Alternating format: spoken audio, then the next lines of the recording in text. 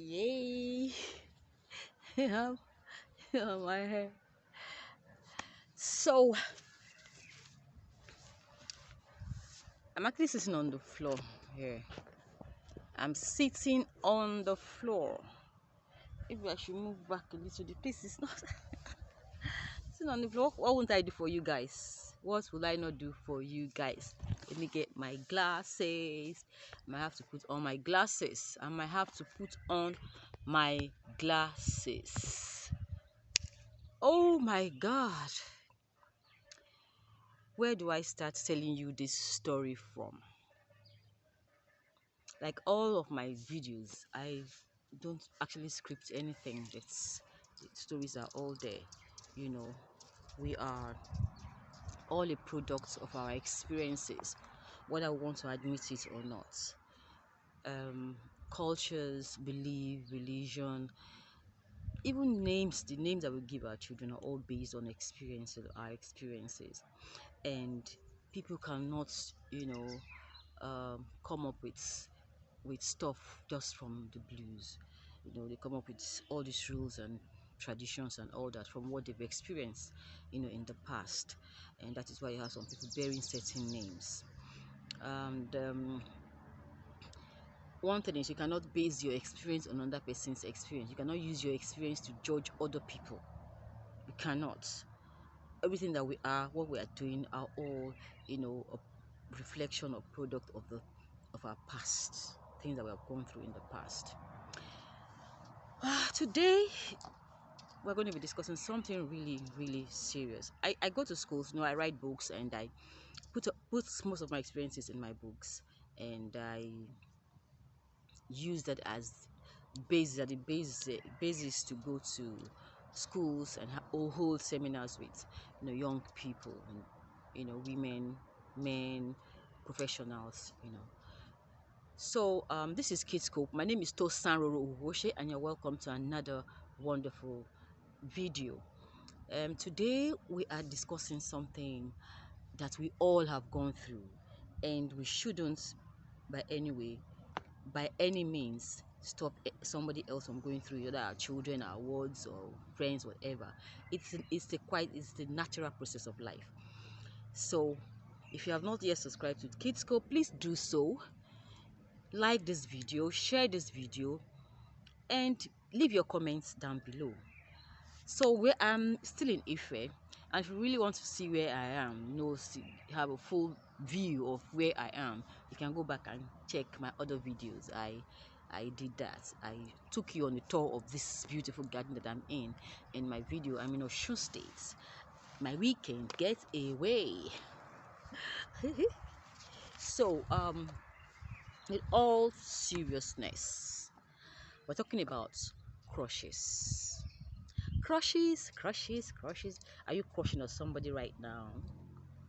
Do you used to have a crush? Are you did you get over your crush? Did you hate the person after a while, or did you allow it to burn you? Your a crush is like a fire. Like all fire, it will fizzle out and it will burn.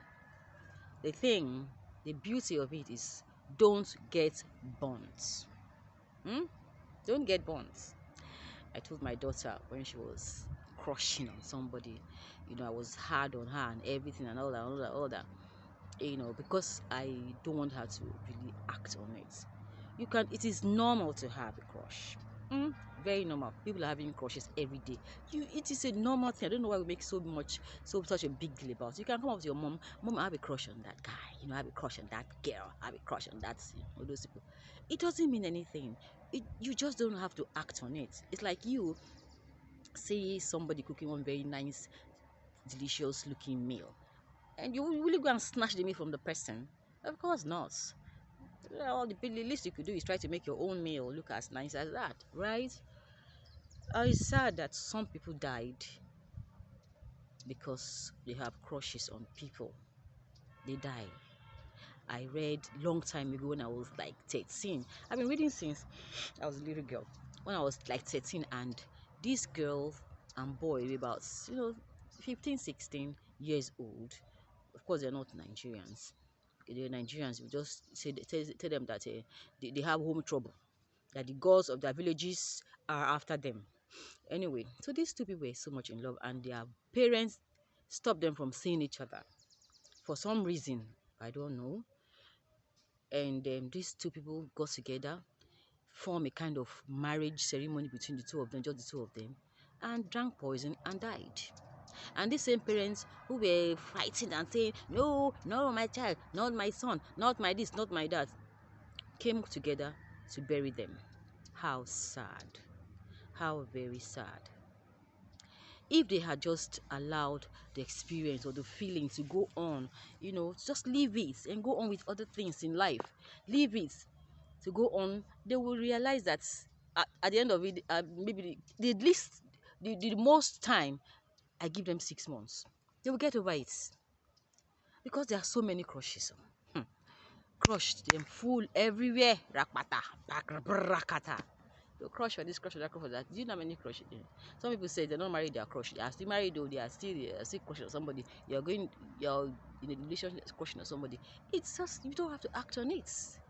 You don't have to act on it. Don't get bonds. Don't get bonds.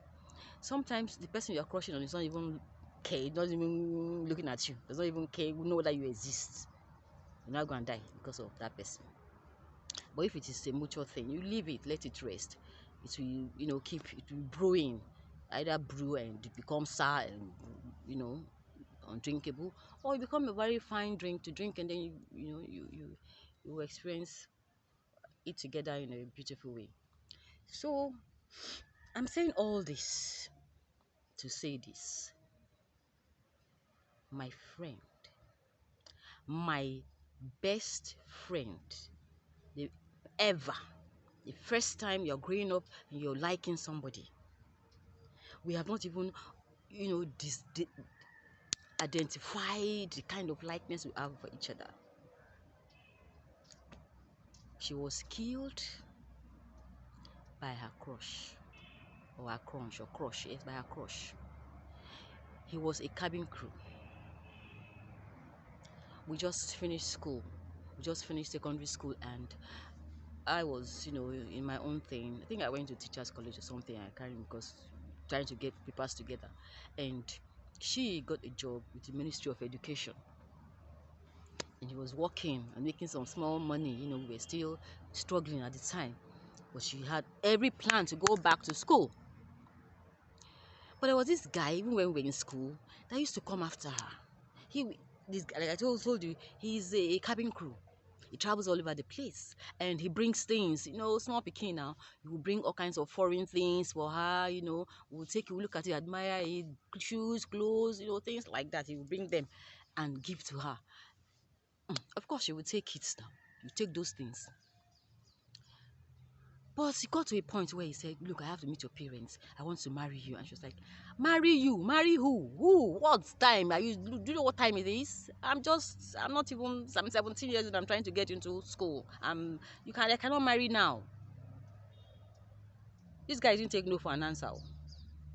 Some nights or some days, evenings, we'll go and block him on the way with all the people he's bringing, family that he's bringing. So you can't come and see my father. You want to kill me? I'm not getting married now. Go back. No, I'm not doing. He was not that young. He was in his early 20s, I suppose.